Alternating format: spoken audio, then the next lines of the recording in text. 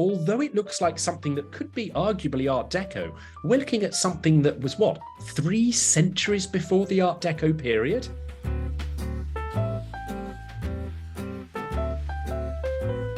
This is Expert Picks with Mark and Kelly, and we're here to share some of our absolutely favourite items that you'll be able to see at the Bath Decorative Antiques Fair, starting on March 9th and closing on March the 11th.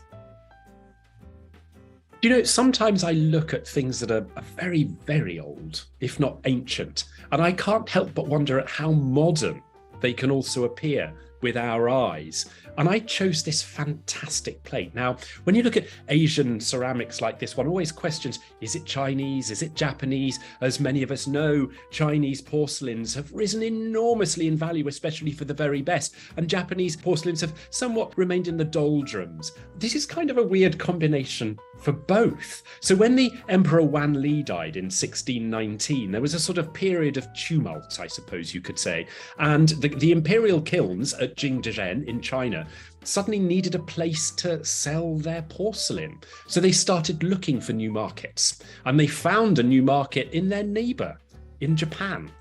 With the increase in the tea ceremony, they started to produce the ceramics required for the tea ceremony. And these are known as kosumetsuke, which is effectively old and blue and white. So these were produced for a foreign market and therefore in foreign tastes. So although it's distinctly Chinese, it was produced with the Japanese in mind because they were the intended end user.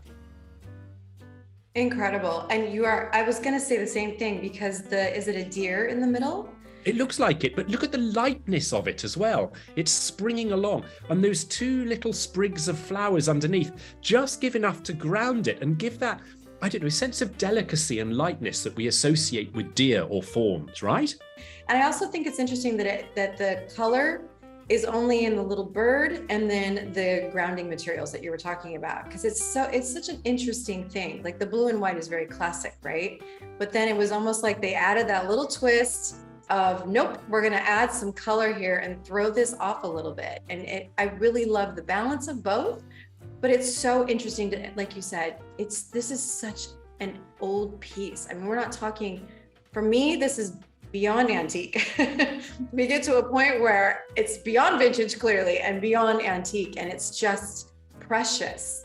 And I think even in a modern apartment building, that sort of tie-in between the very ancient with that fantastic story and the very modern with that stylization would just look sensational. See items just like this and more at the Bath Decorative Antiques Fair, March 9th through the 11th.